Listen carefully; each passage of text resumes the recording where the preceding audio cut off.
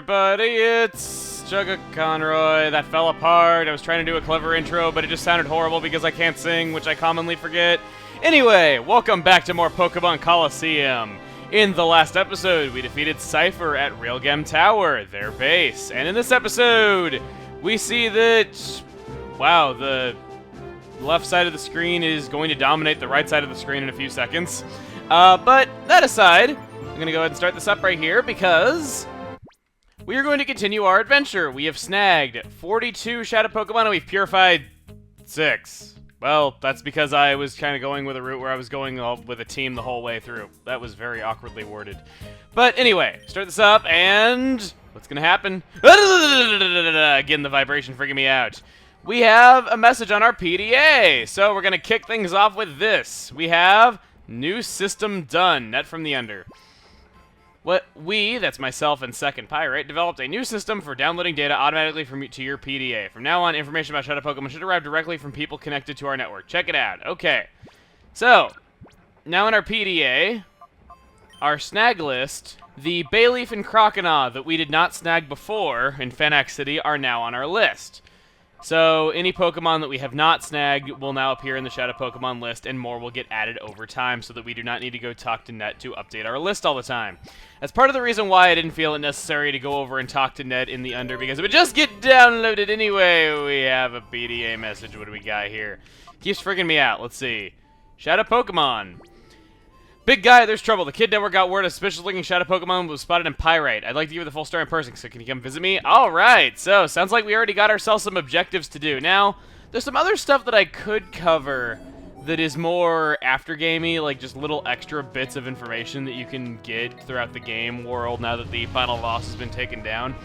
But because of that, because we actually have some objectives here where the game's actually kind of throwing a bit of after-game story at us, I think it's more important that we cover that, so yeah. First off, I would like to apologize before we head here that I didn't update this like the day after the final video like I said I was going to. I just kind of had some things that I ran into and I was not able to update for a couple days. You know, at the end of a series I kind of make time for other things and I kind of overestimated like how much time I actually had. Anyway, this is not the person we need to talk to. I mistook you for somebody much more important. By the way, Sek, you look like a girl. Are you a girl? No, he's not. Oh, hi guys, I just got some awesome news. There's this rogue name called Kale who hangs around Pyrite's entrance. It sounds like Kale recently battled this creepy trainer. They say this trainer had some weird Pokemon. I think you should go have a talk with Kale about this. So, we're being thrown around in a wild goose chase because we had an email taking us to Sek, and now we're having Sek take us to Kale, and then Kale, as we know, is going to take us to some other weird trainer that he battled. So, Kale, what do you have? Yo, we meet again, huh? About the Shadow Pokemon? Oh yeah, I remember battling one, sure. I'd be willing to share one with him, but only if he can beat me. You ready? Oh, come on! I will say, I do find it kind of funny that he's okay just talking to us after we stole one of his Pokemon. That's one thing that I never got, is, hey, he uses a Gramble like me. Whoa, level 56. And Gardevoir, wow. But yeah, I noticed that trainers are just okay with talking with you after you've beaten them, despite the fact that you stole one of their Pokemon. I mean, I think that if somebody, like, stole one of my cats, I would feel kind of devastated about that. You know, report them to the police, because the police don't know what a Shadow Pokemon really is. They're pretty unfamiliar with the concept. I mean, I'm pretty sure that you could do that. I don't know, maybe I'm just getting a bit ahead of myself, and wow, what's the AI using X items against me? No idea, but yeah, I don't know. I always found that to be really strange. Plus, on top of that, think about the snag machine itself. I wanted to wait to bring this up until after the main story was over, because I didn't want to, like, kind of, like, deserialize everything. I don't know. You get what I mean, though. When you try to throw a Pokeball at a trainer in one of the other games, it just says the trainer blocked the ball, and in more recent games, I believe, the trainer sprite appears over the Pokemon as well. And it says, you know, don't be a thief, and that's really all it says on the matter. The snag machine, I've wondered this for a long time. If it's the trainer that's having to block the ball... what? If the trainer's the one having to block the ball, that implies that the ball will work normally. So, is the snag machine just holding the trainer in place with them unable to move while we steal their Pokemon? That sounds kind of traumatic when you really think about it that way. And when the Pokeball opens when used with the snag machine, you see it, you see the hand pop out of the ball to do the snagging animation, and you gotta wonder, Is that hand, like, not grabbing the Pokemon, but instead grabbing the trainer, holding them in place while all they can do is watch us steal their Pokemon? I mean, it might sound like I'm overthinking things a bit, but that's just kind of what I've always thought it seemed like whenever doing that. But that's really all I have to talk about during this battle. This battle's going kind of slow because it keeps using items. And Gramble's hilarious fanning animation where its jaw drops and then it drops to its knees. Okay, so we did that. Now... Shift tree, okay. Now, aside from that, I'm trying to think if there's really anything else we're talking about. Oh, right. I have something really good to talk about now. Okay, remember in Realgam Tower when I was saying that there have to easily be 1,000 people in that arena? Well, some of you, I assume some of you, who really have a lot of time on your hands, decided to actually count that for me. There are 11 cubbies that have an audience in them in the Realgam Tower on the top. According to at least one of the comments that I got, there are 94 trainers in each of those cubbies. When you multiply that out, that's 1,034 people that are watching you fight Naskur and Evis. On top of this, there are the 4 trainers you fight, there are the 4 admins, there's Evis and Naskur themselves, there's also Gonzap, and then on top of that, there's also the Cypher Peons. There's 12 of these, possibly 13 if you count, I forget exactly what the technicality is though, but there's 12/13 of those. And on top of that, there's Wes and Rui, for a total of 1,058 people in Realgam Tower. So, no! We could have very realistically been the 1,000th customer! I don't care what that jerkwad in the base of the Realgam Tower said. There are over 1,000 people in Realgam Tower on opening day. On top of this, if you want to count this after the fact, there's also the 4 police officers that show up, counting Chief Sherrills and Johnson plus 2 others. There's all the other trainers that show up, such as Duking and Egan. And then on top of that, you also have the 2 guards standing out front if you want to count them. I don't really count them, but you can if you want. So, yeah, there's well over 1,000 people in Realgam Tower. We could have very realistically been the 1,000th visitor to there. I don't know why they did that, but yeah. Even just counting the ones that are beyond the point of where the guy says 1,000th visitor, that is still over 1,000 people. I have no idea why I'm so caught up on this and why I think it's so important to go into that much detail about it, but hey, I do. Because I have nothing better to talk about in a trainer battle in a game that was almost entirely trainer battles this whole way through. So, we finally defeated Kale. That was like a 5-minute battle. It really should have gone a lot quicker, but then again, I guess I am a bit underleveled. So there we go. No, it's been a futile struggle every time. That trainer used a Shadow Pokémon. The trainer's name was, I forget, but he did say something about the Snag'em hideout, though. So, we now have a lead at long last. Check it out. We are now able to go to the Snag'em hideout in Echo Canyon, the former base of Team Snag'em that was completely destroyed in a catastrophic explosion. Gee, I wonder who did that! Okay, yeah, I'm just humming to myself, proud of what we did in the beginning of the game. So yeah, we can now finally go to the Snag'em hideout normally instead of just seeing it in cutscenes. You didn't think you could actually go there, did you? Well, maybe you did if you already played this game. I don't know what I'm saying. But yeah, that's really all there is to say about that. So I'm going to go and heal up really quick, and I will meet you guys over at Echo Canyon. Alright, here we go! I love doing this. I love this little motorbike thing. I wish I had a one-wheeled motorbike myself. It's like a motor unicycle. So here we go. Plays the under music here, oddly. I'm kind of glad it doesn't play the music. What is it with them bombarding us with emails? You think they could have spread these out over the course of our adventure a bit better? Croconaut Trainer.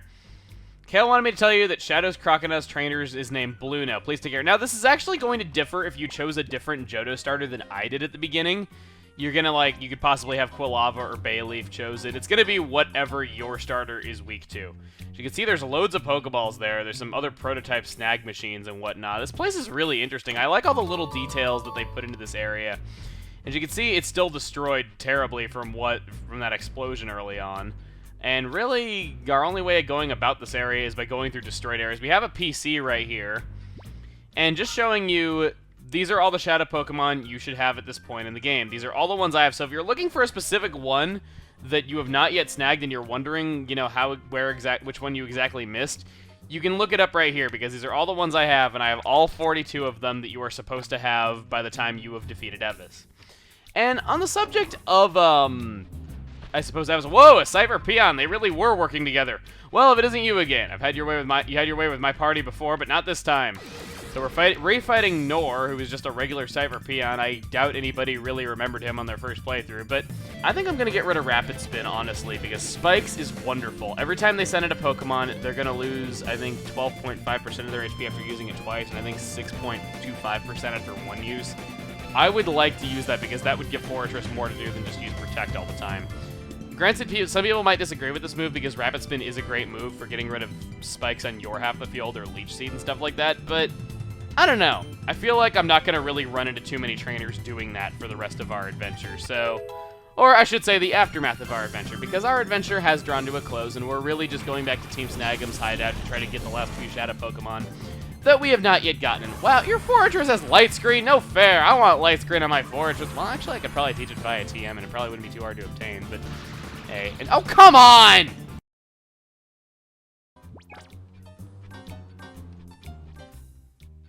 What the... What? What? What?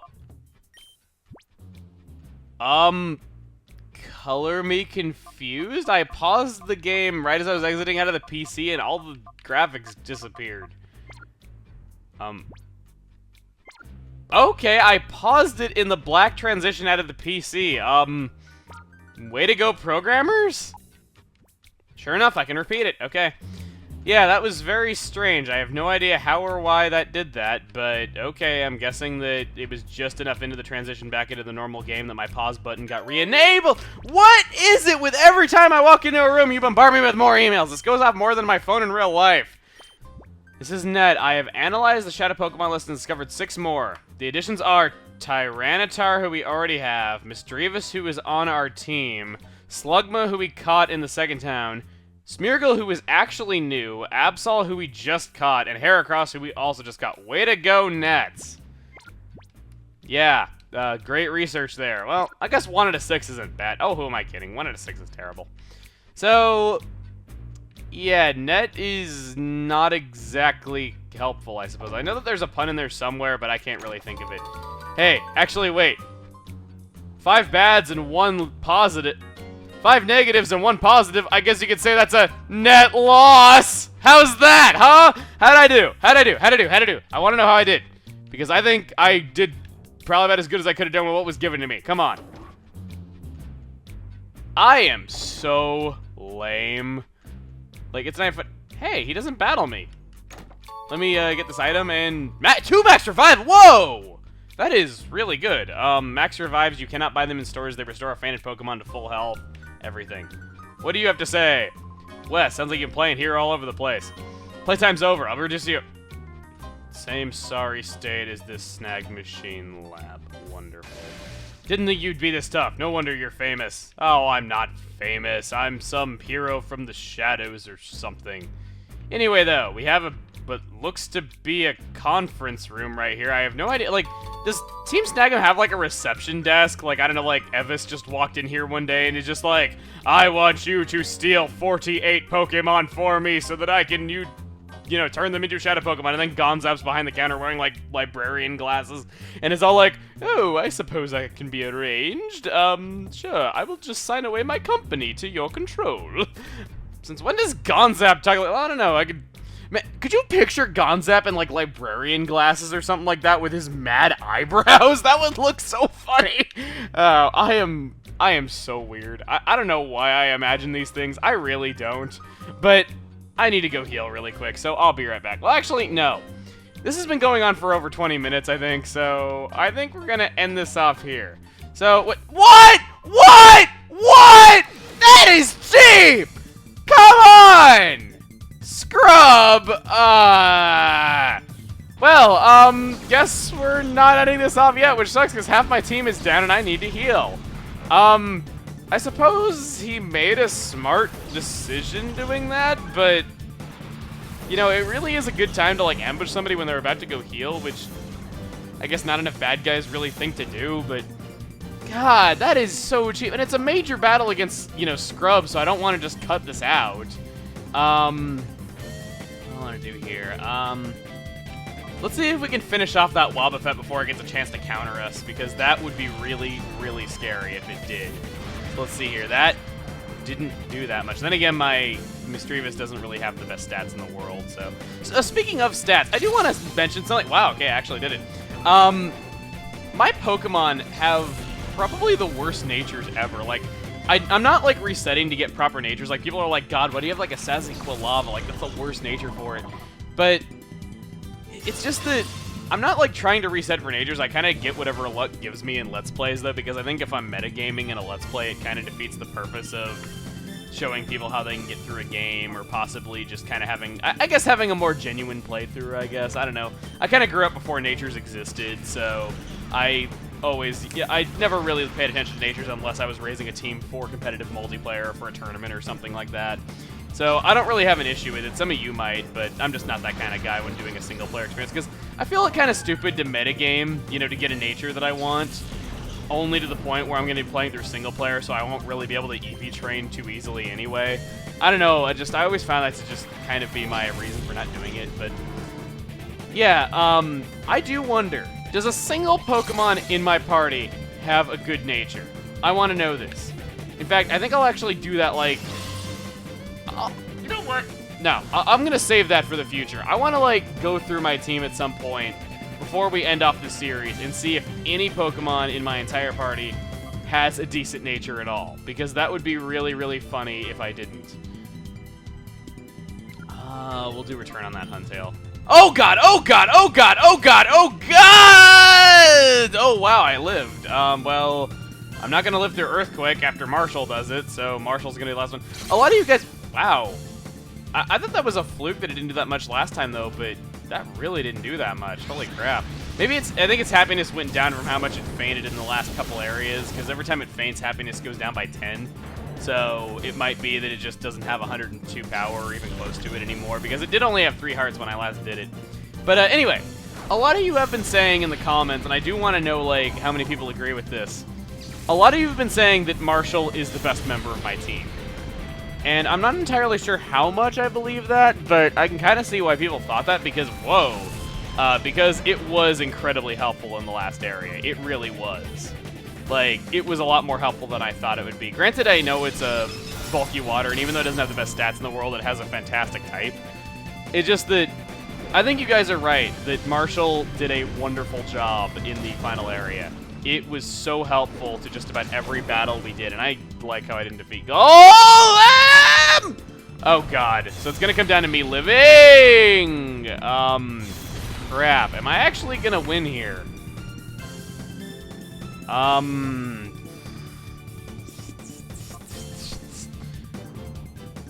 Let's try it. I doubt I'm gonna live through Ice Beam, but I can at least try. Come on.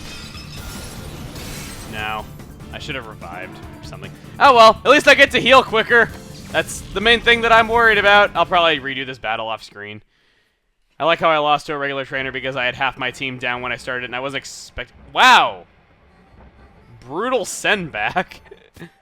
You can tell I haven't done the aftergame of Colosseum in a while, because in any repeat playthrough, I usually didn't bother with the aftergame, and I haven't actually played the aftergame since I'd say about 2004 when this game came out, so if I seem a bit more out of my element, that'd be why. But anyway, as I was going to end the game when I got a chance to heal, I suppose now would be the better time than ever. Next time on Pokemon Colosseum, after I defeat Scrub off screen, we will be going through the rest of the Snag'em hideout. See you guys then.